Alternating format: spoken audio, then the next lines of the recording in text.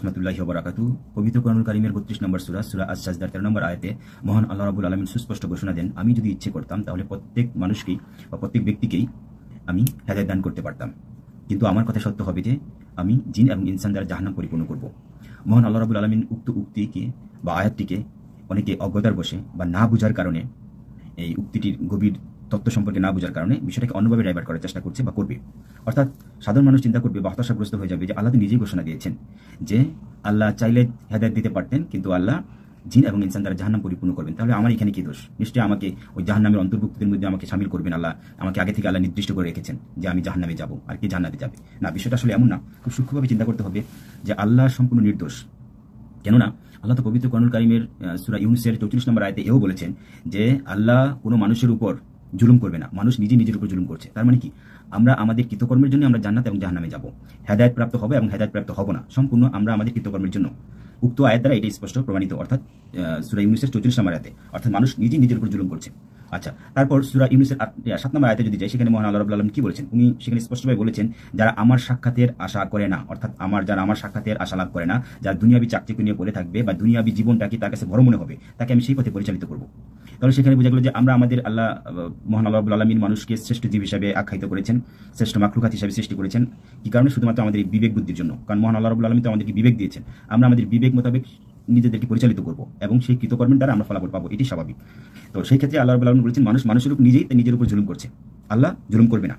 মহান আল্লাহ রাব্বুল আলামিন তো সর্বোত্তম পরিকল্পনাকারী, সূরা আনফাল আয়াত ৩০, এবং সর্বোত্তম প্রতিদানকারী। উনি অহেতুক কোনো কাউকে সৃষ্টি করেনি, অহেতুকভাবে কাউকে জাহান্নামে দিবেন না, অহেতুকভাবে কাউকে জান্নাতে দিবেন না। যার সম্পূর্ণ কৃতকর্মের উপর ভিত্তি করে আল্লাহ রাব্বুল আলামিন তাকে দিবেন। কারণ মহান আল্লাহ রাব্বুল আলামিন কারো উপরেই কি করবেন না, মানে জুলুম করবেন না, সবার উপরে উনি ন্যায় বিচার করবেন। আর ন্যায় বিচার যদি করতে হয় তাহলে সম্পূর্ণ কি আমরা আমাদের আখলাকের দ্বারা, আমরা আমাদের চরিত্রের দ্বারা আমরা সেখানে যাব, সেটা জান্নাত হোক আর জাহান্নাম হোক। এখন আবার সূরা ইউনূসের ৮ নম্বর আয়াতে যাই, সেখানে মহান আল্লাহ রাব্বুল আলামিন কি বলেছেন? যে তোমরা যেটা উপার্জন করবে সেটাই তোমাদের জ্বালানি হিসাবে জাহান্নামে যাবে। তার মানে যদি আমি আমার বদ আমল করি, খারাপ কিছু করি, আমি আমার আমল দ্বারাই আমার সেই বদ আমলগুলো আমার জাহান্নামের জ্বালানি হিসাবে সে তখন উপকরণ হবে, এটাই স্বাভাবিক, যেটা সূরা ইউনূসের ৮ নম্বর আয়াতে এসেছে। তারপর সূরা ইউনূসের ৯ নম্বর আয়াতে যদি যাই, সেখানে মহান আল্লাহ রাব্বুল আলামিন কি বলেছেন? সেখানে স্পষ্টভাবে বলেছেন যারা ঈমান ও নেক আমল করবে তাদেরকে আমি হেদায়েত দান করব।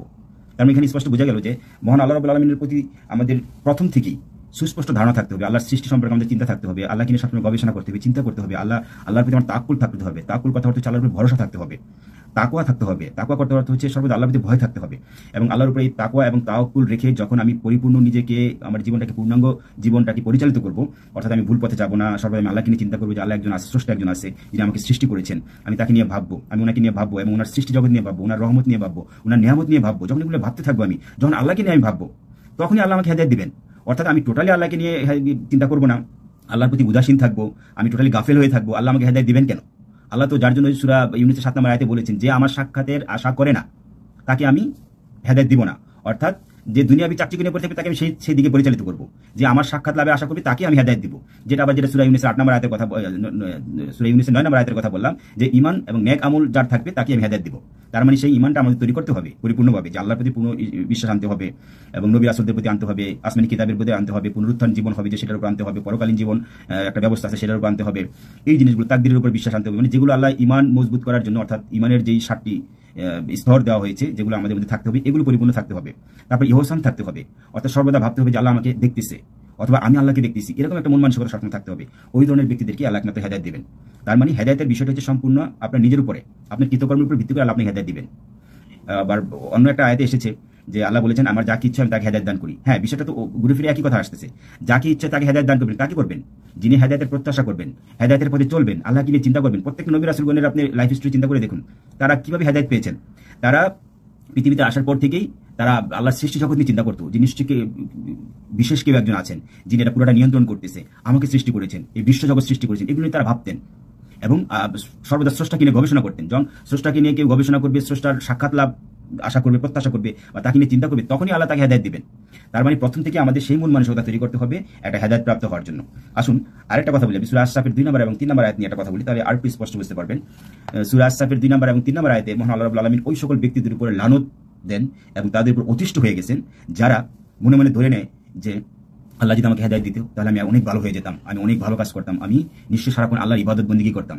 এই ধরনের কথা বলে। এবং যখনই ওই ব্যক্তিদেরকে সেই রকম সুযোগ দেওয়া হয় তখন তারা কি করে, আবার সে আল্লাহর পথ থেকে সে গাফিল হয়ে আসে, সেই পথ থেকে সরে আসে, আবার সে দুনিয়াবি চাকচিক্য নিয়ে ব্যস্ত হয়ে পড়ে, আল্লাহকে ভুলে যায়। কিন্তু আল্লাহ কিন্তু সুযোগ দেয় আমাদেরকে, আমরা টের পাই না। প্রতিটা মুহূর্তে প্রত্যেকটা বান্দারা যখন এই ধরনের চিন্তা ভাবনা করে তখন তাকে সুযোগ দেওয়া হয়। সুযোগ দেওয়ার পরেও যখন তার সুযোগটাকে প্রত্যাখ্যান করে, অবহেলা করে বা উদাসীনতা দেখে আল্লাহর প্রতি, তাদের প্রতি আল্লাহর প্রচন্ড লানত এবং তাদের প্রতি অতিষ্ঠ। যার জন্য সূরা আস-সাফের 7 নম্বর আয়াতে আল্লাহ স্পষ্ট, সূরা আস-সাফের 2 নম্বর আয়াতে আল্লাহ বলেছেন যে তোমরা যা করো না তা কেন বলো। অর্থাৎ আল্লাহ তো অন্তর্যামী। সূরা মুলকের 13 নম্বর আয়াতে যেটা আল্লাহ বলেছেন যে তোমরা যে প্রকাশ্য বলো বা গোপন কিছু বলো, যাই কিছু বলো, সবকিছু সম্পর্কে আমি অবগত, আমি সবকিছু জানি। সুতরাং তোমরা কখন কি করতেছো বলতেছো সবই তো আমি জানি। সুতরাং আল্লাহর সাথে কোনো প্রকার নাটক চলবে না। আল্লাহ সব জানে, আল্লাহ অন্তরের খবর সব জানে। আপনি কখন কি বলতেছেন, কি করতেছেন, কি চিন্তা করতেছেন, ঠিক আছে, আল্লাহ সব বুঝে গেল। যার জন্য সূরা মুলকে 13 নম্বর আয়াতে বলেছে তুমি প্রকাশ্যে কি বলো বা গোপন কি বলো আমি সবই জানি। যার জন্য সূরা আস-সাফের 2 নম্বর আয়াতের কথা বললাম যে আল্লাহ ওই সকল ব্যক্তিদের উপর অতিষ্ঠ, তোমরা যা করো না তা কেন বলো।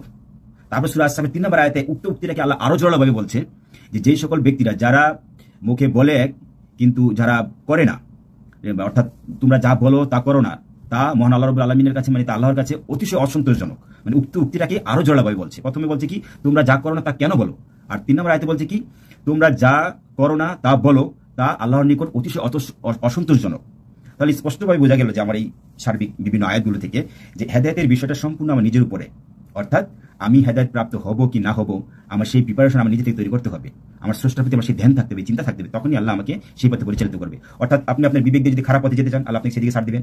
আপনি আপনার বিবেক মোতাবেক যদি আপনি আল্লাহর পথে যেতে চান, সেদিকেও আপনাকে আল্লাহ ছাড় দিবেন। আপনি যেই পথ নেবেন সেটা আপনার উপর। আল্লাহ মানুষকে সৃষ্টির শ্রেষ্ঠ জীব হিসেবে সৃষ্টি করেছেন, অর্থাৎ যেটা কি বলা হয় আশরাফুল মাখলুকাত হিসেবে সৃষ্টি করেছেন। কেন? কারণ একটাই কারণ, আপনাকে আল্লাহ বিবেক বুদ্ধি দিয়ে